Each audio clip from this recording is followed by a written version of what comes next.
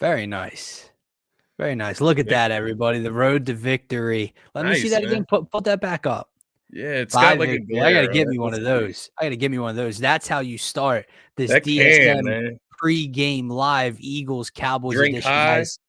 Hit them low, baby. We are live here on the DSM-Media Philadelphia YouTube channel. Guys, if you are new to the channel and want to be interactive or support, make sure to smash that subscribe button, turn on notifications for whenever we go live here or post a video. I am one half of your host, Dylan Davis. To my right, my faithful co-host. Yes, sir, it is fuck Dallas week. Eagles, Cowboys. We have our best bets, our standout stars, game predictions, keys to victory, all that and much, much more coming up shortly. But my man, how are you feeling on this Sunday afternoon? I'd be lying if I said I wasn't a little nervous going into this huge matchup, the biggest game of the season. Let's be honest. So yeah, I would be lying if I said I wasn't a little nervous. But at the end of the day, it is fuck Dallas, just like Brett said down there in the comments. And I'm ready to just get it kicked off, man. I'm ready to see them hit the field and put those nerves to the side. And then once the Eagles hit the field, man, that's when my confidence comes out, right? Oh, Like yeah. that's when I'm like, all right, they're on the field. They made it to the game. We're good now. Now we just play.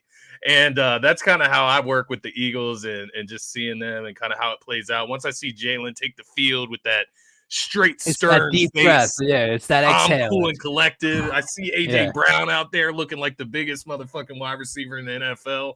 And all of a sudden, those nerves go away. The confidence comes out. So I'm looking forward to that, man.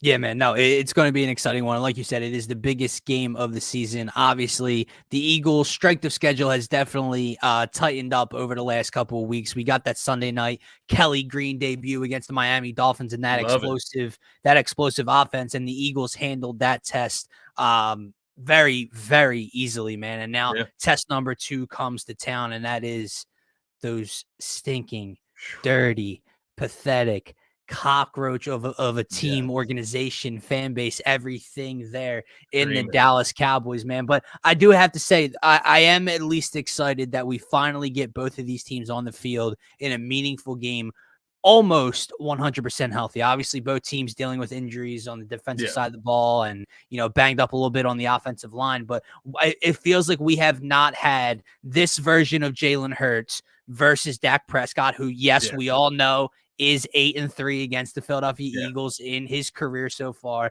He seems to have success against us each and every time out, but he has not went one-on-one with this version of Jalen Hurts. The last time both of these guys took the field was that Monday Night Massacre in Jalen's week 3 of his first year as a starting quarterback, right? Football. So we have not gotten that matchup that we have so desperately wanted to see, and we get that today, right? So that's first and foremost, man. But let's get into some of our keys to victory, Scotty. Obviously, we talked about this game throughout the week on the Faithful Fanatic Show. We broke it down a little bit on Friday morning, and I think we shared some of the same thoughts. But give me your first key. What is most important to you today within this matchup?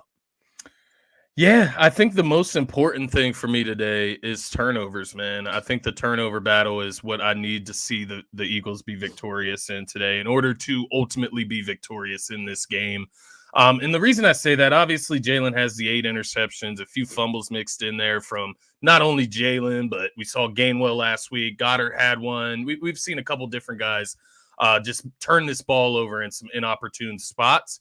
And to that point, I need the Eagles to win the turnover battle today. You look at Dallas on the season, 4th in turnover differential at +6 on the season. So they're 4th in the league.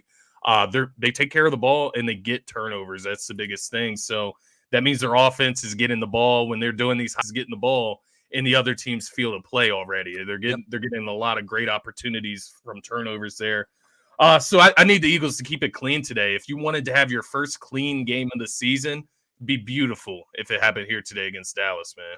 Yeah, no, I completely agree with you. And you almost want to say that offensively, it's even more so important. Obviously, we would love to turn Dak Prescott over and see those interceptions come out to play and a strip sack, whatever the case may be. Give this offense a short field. You do that, you seem to have more success, obviously, right? But to me, it's just more important that this was 0-0, right? No turnovers versus no turnovers. I agree with that. Because with just in terms of the flow of this offense, the confidence that Jalen and this coaching staff has within himself and they have within him, man, as long as he's not turning the ball over, as long as they are basically cherishing the football each time you touch it, right? The Eagles need to have success there.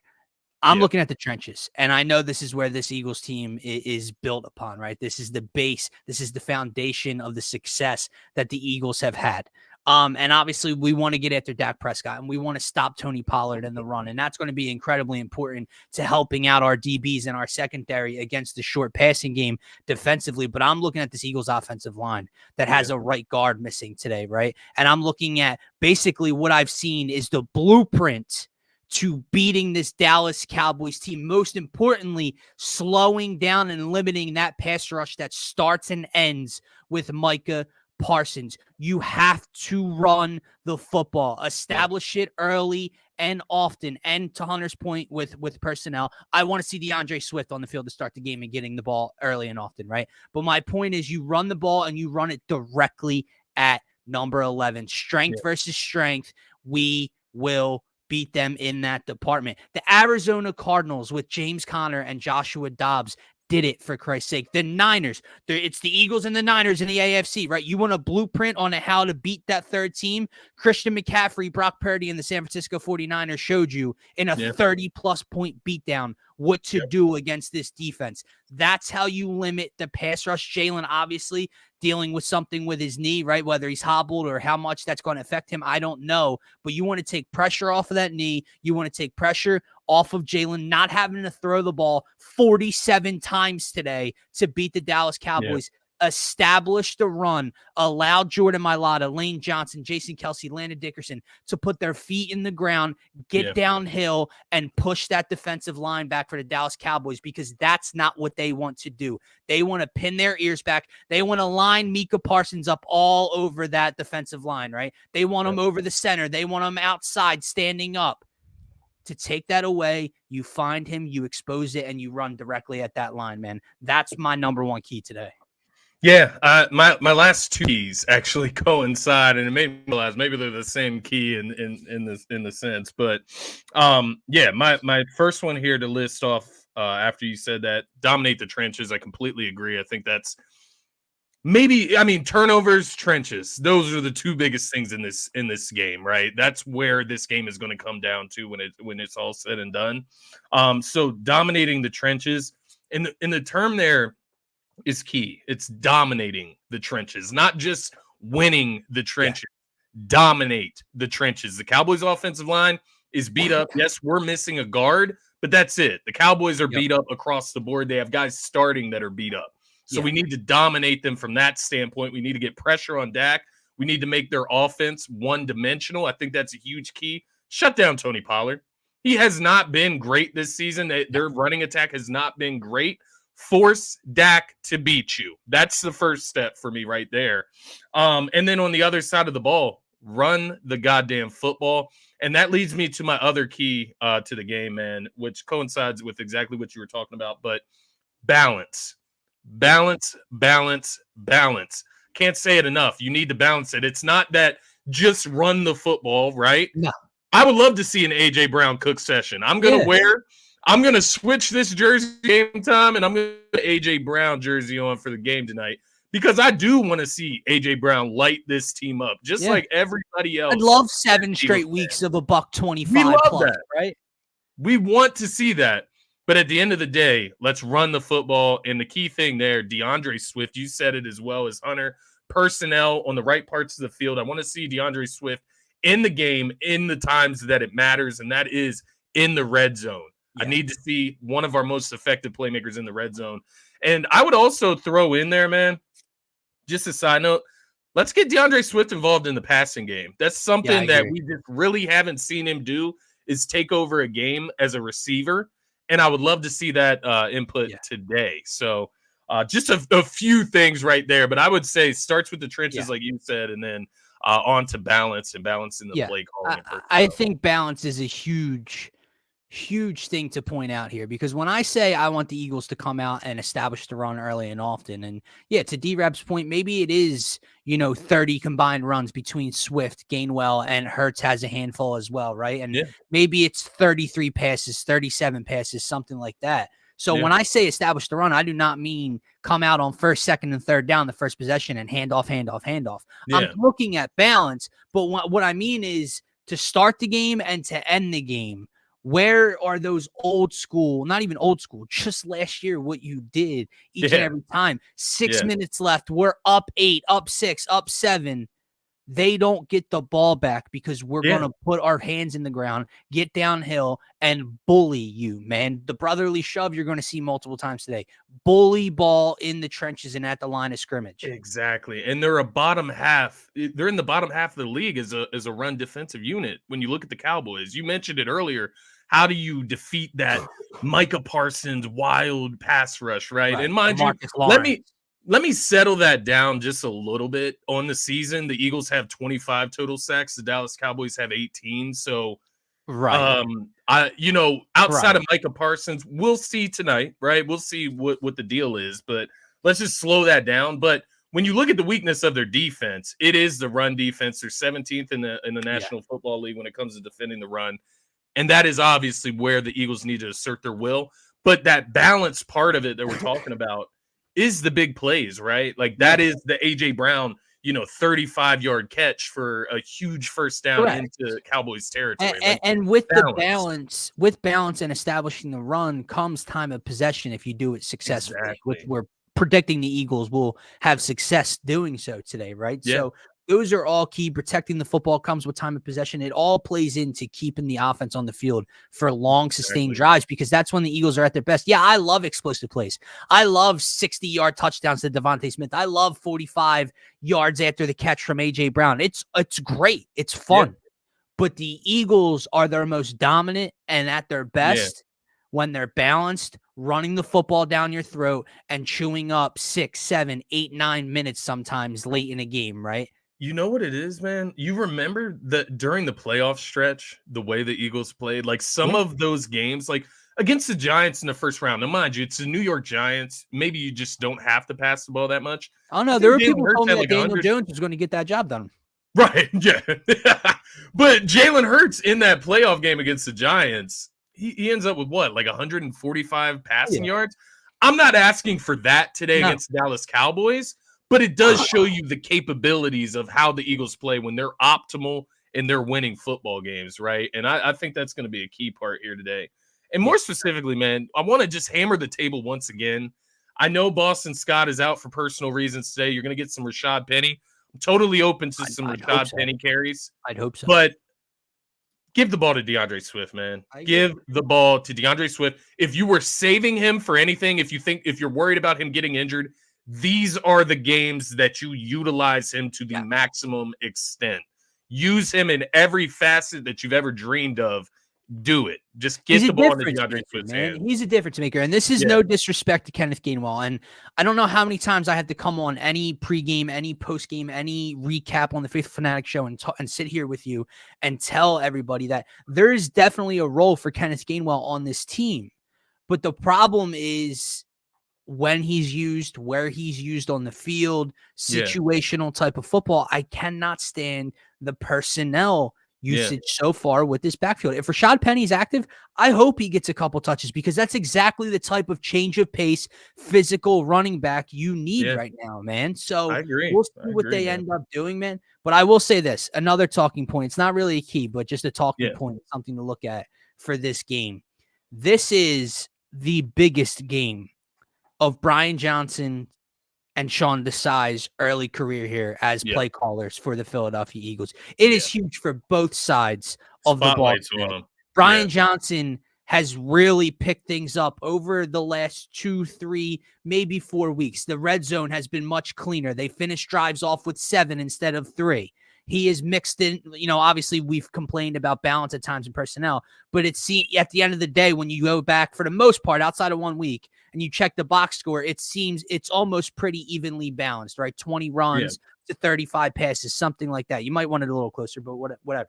Brian Johnson has a huge test on his hands today with that Dallas Cowboys pass rush and what you decide to do there. And then on opposite, and this will get into my final key to victory within this storyline, is Sean Desai. He has been phenomenal for 6 of 8 weeks. The only team that has gotten him some reason, like you said, maybe it's the Eric Bieniemy issue, whatever the case may be, Sam Howell and the Commanders have torn up this Eagles defense. Outside of that, the number one offense in football, averaging 30-plus points, 500 yards in the Miami Dolphins, shut down. Justin Jefferson through 3.5 quarters on Thursday Night Football, shut down. Sean Desai has done a hell of a job.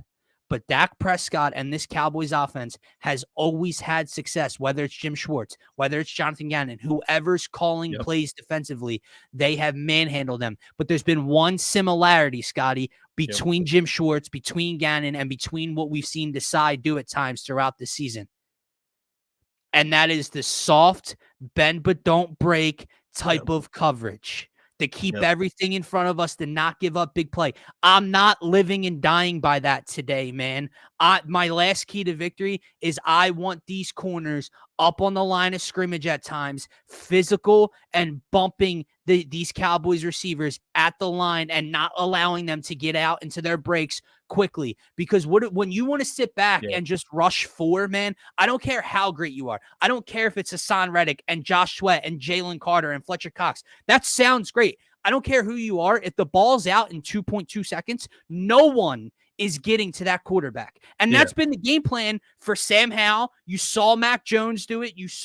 That's what teams are trying to do versus Eagles defense. Yeah. You cannot allow Dak Prescott to sit back in the pocket and get the ball out in under 3 seconds and just pick you apart up and down the field, because they'll do it, man. Like you said, you mentioned patience earlier on the week. I don't know if Mike McCarthy will stay patient the entire game, but I know Dallas will have success offensively if you allow them to play 8 yards off the line of scrimmage and just hit slant, screen, out route. They'll chew it apart. Yep.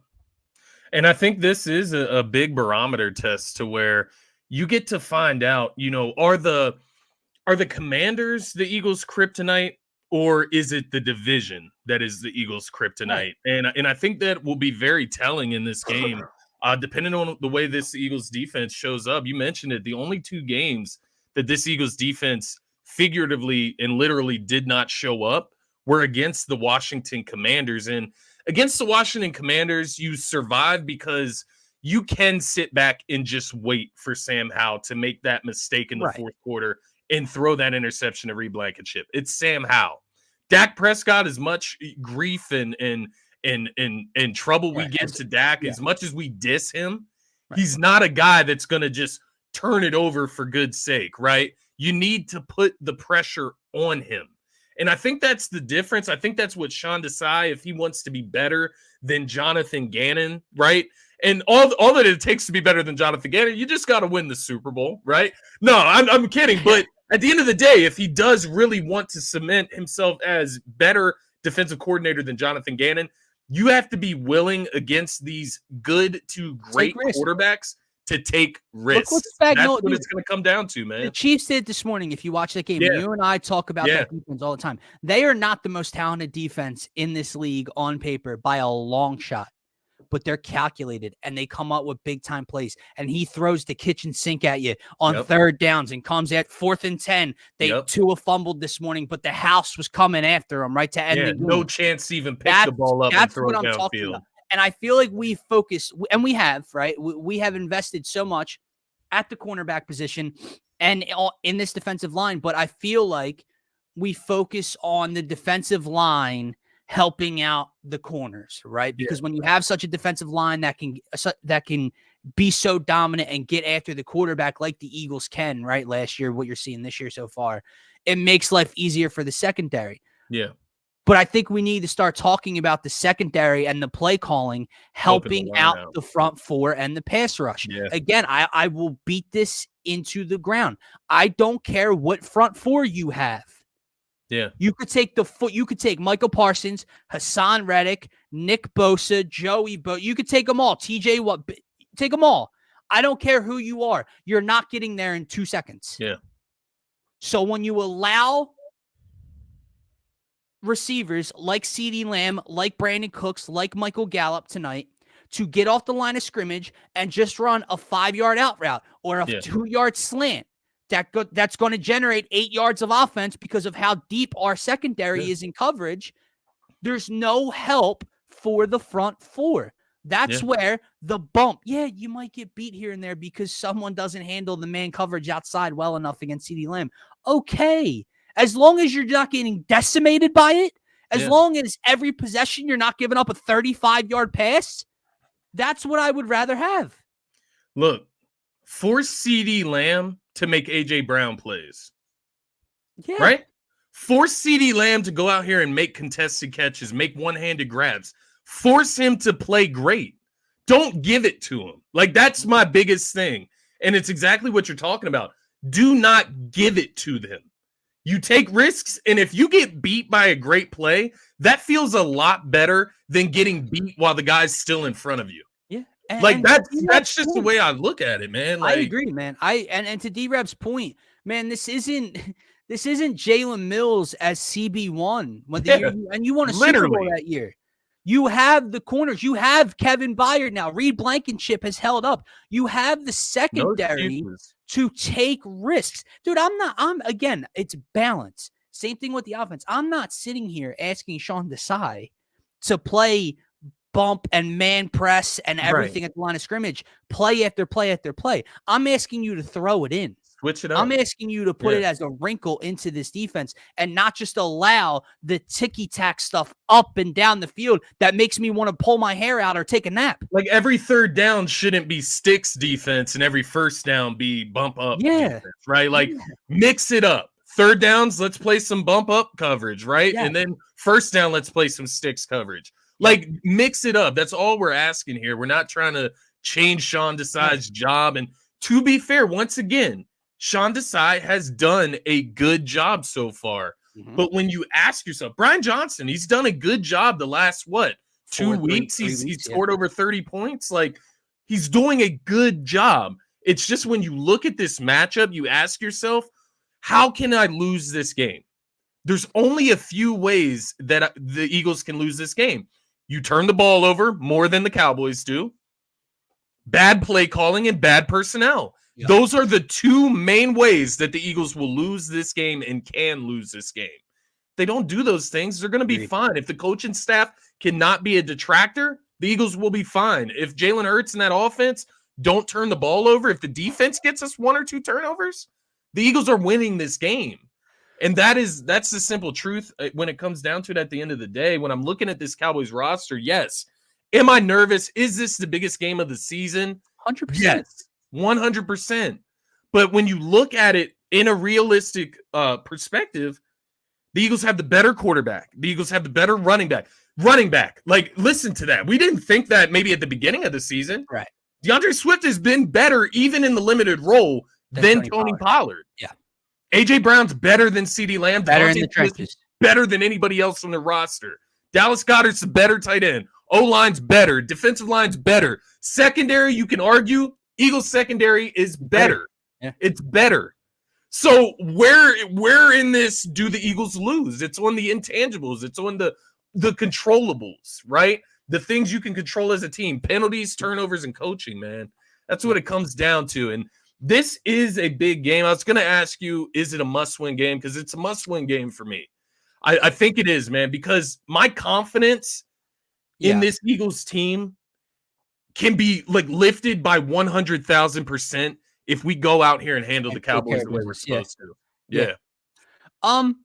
It's such a tough question, right? Because even if they lose this game, you're heading into the bye week at 7. What is your definition of division? And then, we might be frustrated and down with them. But what happens when they come out and play the Chiefs incredibly tough in Arrowhead and we change our tune?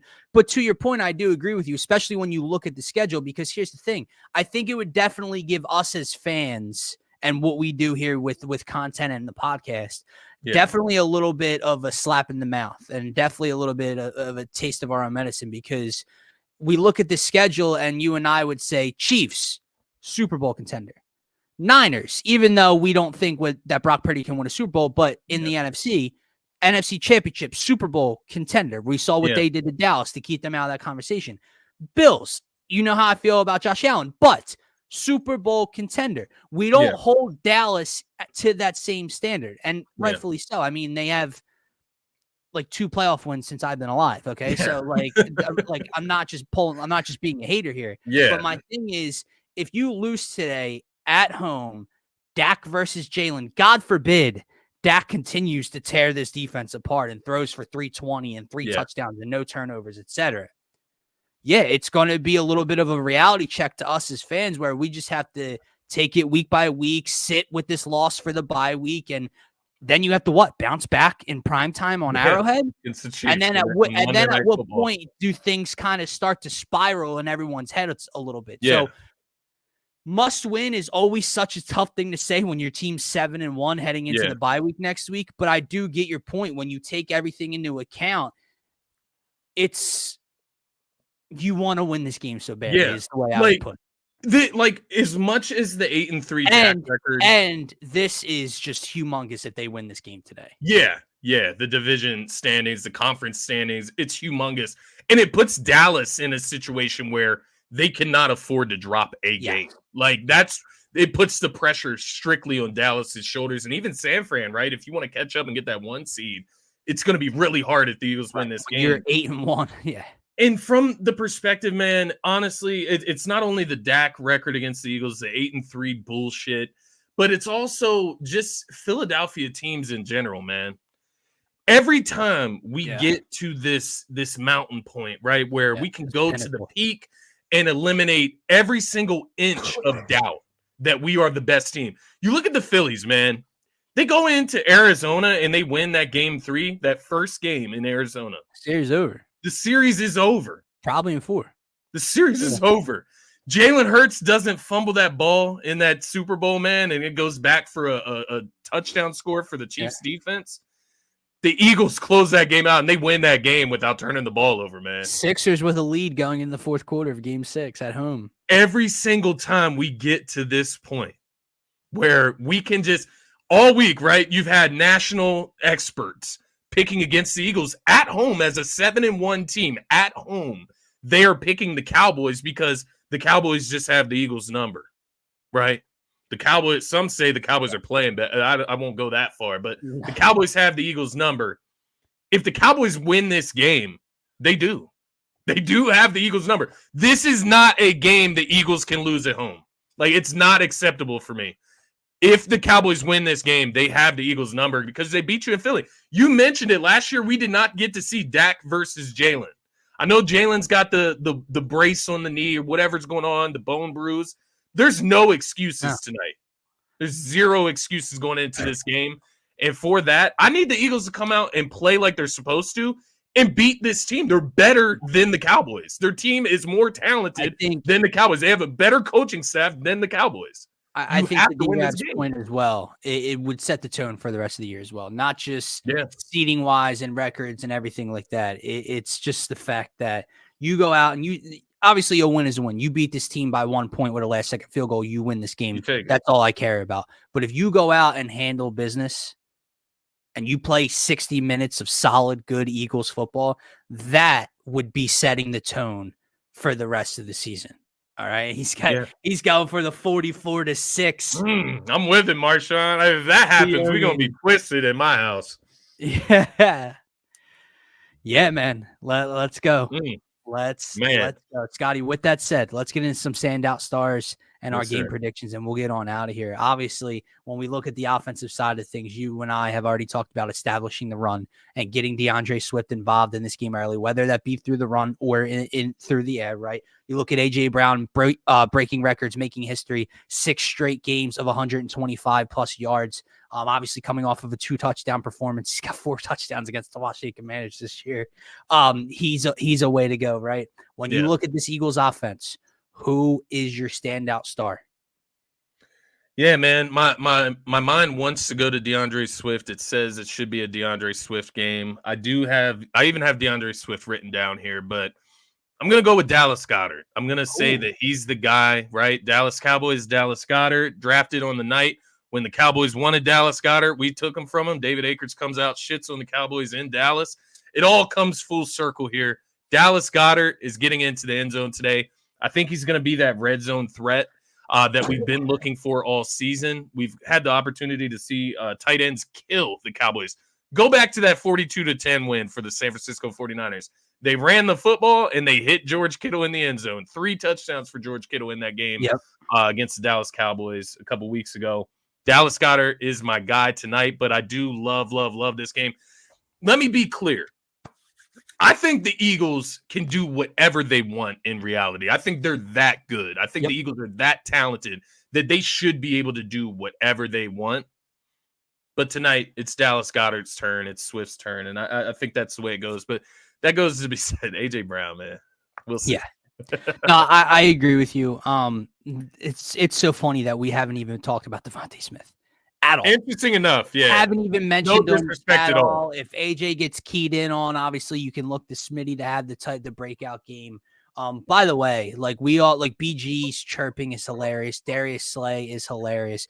Devontae Smith's in the running for funniest Eagle on the team. Like the week after week, mic'd up clips of him on the TikTok and Twitter is just a gem each and every week, man. But I am going to go with who you wrote down. I'm going to go and look at, well, first of all, let's just state the obvious.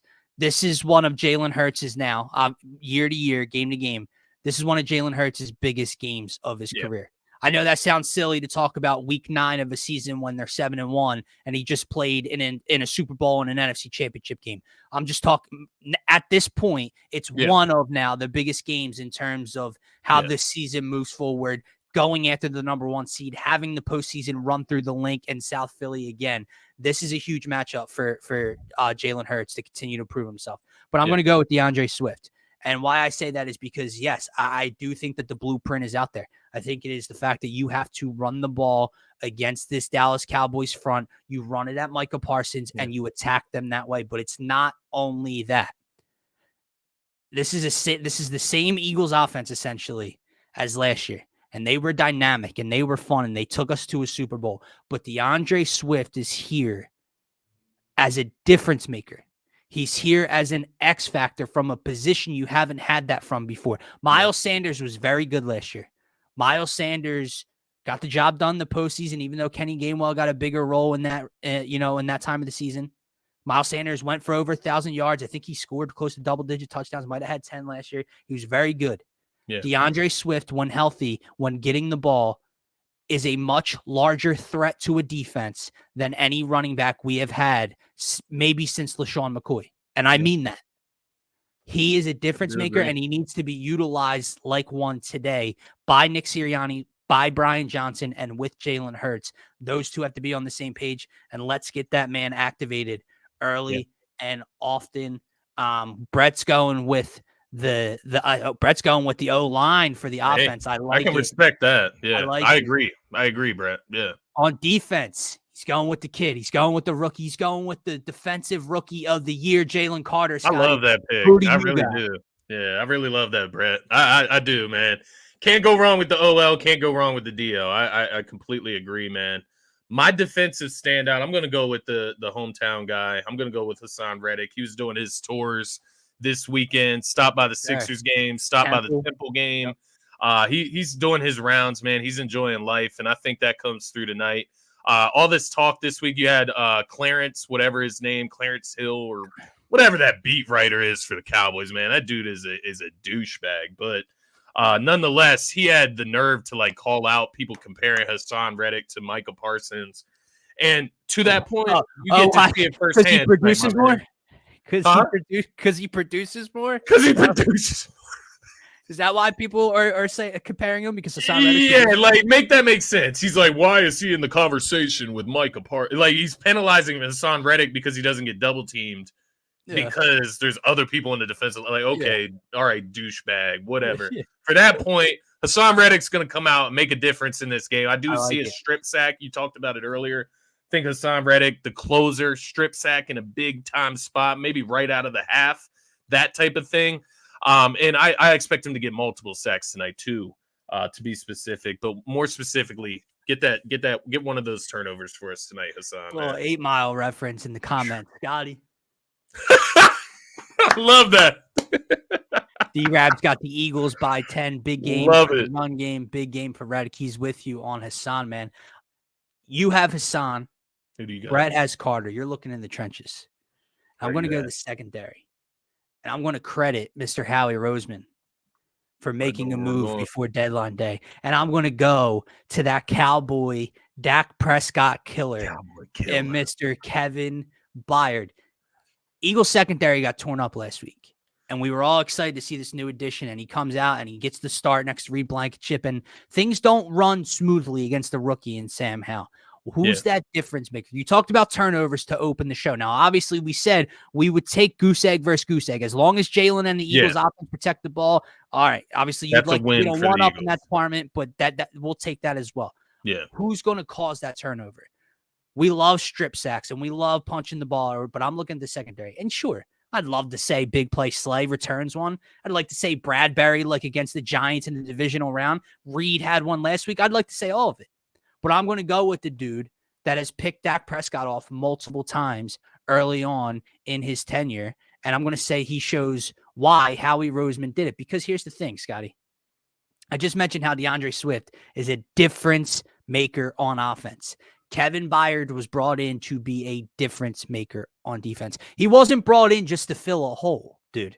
He wasn't brought in just because we needed a reliable safety that could play next to Reed Blankenship. No. He's a Pro Bowler. He's an all-pro type of safety. He's a guy that can be a ball hawk, but also come fill a gap in the run game. I'm looking for Kevin Byard to show out today, whether that's picking off Dak Prescott, whether that's multiple pass breakups, whether that's coming down and laying the hammer on someone and punching a ball loose. Fumble. Yeah. Kevin Byard is going to make a play or two at some point this afternoon. I love it. I love Kevin Byard. I love the pick, man, because I think he's going to be so much more comfortable out there. I'm happy, honestly, as a fan base, that the Eagles fan base didn't overreact to his performance last week against the Commanders. Like a lot of deflection, a lot of the attention went to Reed. I saw some tweets. I saw some people tweeting. You saw a couple. I didn't see as many, I guess, but wanted to give a little bit of credit. But if people were overreacting to that performance, not many. I will still give the credit. That's a little ridiculous, man. I think he's going to look a lot better tonight after a full week of practice with this team. And we're going to see exactly why we traded for him. So I absolutely love that pick, my man. Brett's got the Eagles 27-24 in this one. Martian's got a big one. D-Rab's got him by 10. We got a push and 2 covers here, Scotty, with a 3-point line. Yeah. Mark, he asked it fired, but showed up to Washington last week. No, but I don't have you on Twitter, Martian. Follow me if you're on Twitter. I'll follow you back. But game prediction, Scotty. Let's get up on out of here and go enjoy this game in just over a half hour. Sir. Hey, I don't mind any of the score predictions in the comments there. They're all Eagles win because that's all that matters at the end of the day. They got to come out with a victory. But I will say the difference in this game being, just the Eagles winning or the Eagles winning in a demonstrative, dominating fashion. 60 minutes of football. It's going to be 60 minutes of football, and it's going to be turnovers. That is the key. If the defense can get us 1-2 turnovers in this game, the Eagles are winning this by double digits, man. Yeah. And I do believe that that's what's going to happen. I drank this beer for a reason, man, because we are on the road to victory. As always, as Eagles fans, give me one of those. Always on the road. And shout out to Victory Brewing. Sponsor us if you don't mind. Anything. Throw us a nod. But on the road to victory, that is what the Eagles are doing tonight. And I am going with the Eagles offense coming out, continuing what they've been doing the last 2 weeks, going into the bye week. I got the Eagles winning this one, man, 38-21. Ooh. I got them winning by 17 points tonight. I think the Eagles are that much better. I am that confident in the Birds, man. But I understand what we're up against tonight. I understand that this isn't some pushover. It's not to speak on Dallas being like a bad team because the Eagles beat them like this. It speaks to how good the Eagles are. That's where I'm at with this game. It's not about Dallas. It's about the Eagles and not beating yourself. Yeah. No, I first of all, I love it. The 38 was a shock to my system. The 21 was even a greater shock, a 17-point victory. I like it, man. I'm going to go with an Eagles win as well. I mean, first of all, let's just call it what it is. Yeah, I'm going to be a homer today. This is DSM pregame live. Eagles versus the goddamn cockroaches that are that Cowboys and their fan base, okay? So I'm going with an Eagles win. I am going to go with 33.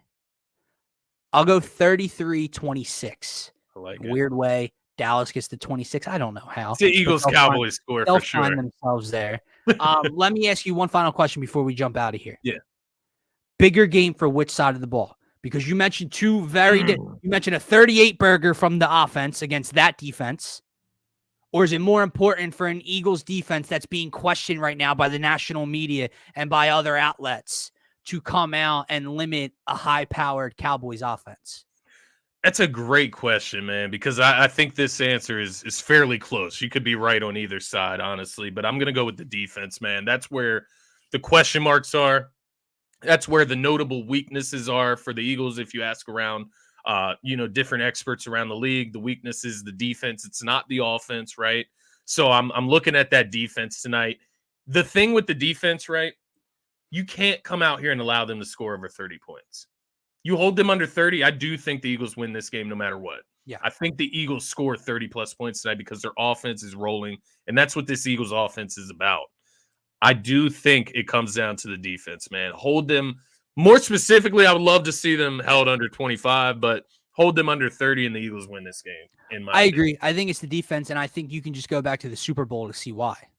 Yeah. I mean, that's the question we have. Yeah. Can this defense, can this scheme, can this coordinator stop and or limit those high-powered offense, the top 10 quarterbacks we haven't really seen all year long? Again, he's done it already. He's done it more than I seen Gannon do it, okay, against Miami. Jonathan Gannon's not getting that performance out of you, okay? So he check one for Sean Desai. Now here's the second test. Can you continue to do it? And to D-Rap's point earlier, not just about winning the game. Can you set the tone for the rest of the year? You got to go travel and play Patrick Mahomes. You got to play Josh Allen. You play DK Metcalf, Tyler Lockett, and the Seahawks. You play Brock Purdy, George Kittle, Deebo Samuel, Christian McCaffrey, and the Niners. You play Dallas again. Yeah. The schedule does not lighten up, man. So test number 2 coming on right now in about 40 minutes till kickoff. Win this one. That link's going to be crazy. Win this one, and we're sweeping the Cowboys this year. Yeah. Win this one, we're sweeping them. I agree. Let's go. Let's do it, man. Guys, don't forget, if you want to support the channel, if you're new to the channel, if you enjoyed the content, if you want to be interactive throughout any of the shows we do here between Sixers, Phillies, and Eagles post-game lives throughout their respective seasons, and every Monday, Wednesday, and Friday morning on the Faithful Fanatic Show, breaking down all the latest in Philadelphia sports, make sure to smash that subscribe button, turn on notifications if you want to for every time we go live or post a video here. Yes, sir. Want to know every week. Go Birds. For myself, for Scotty, for DSM Media. Have a great rest of your Sunday, and let's go Birds. Go Birds.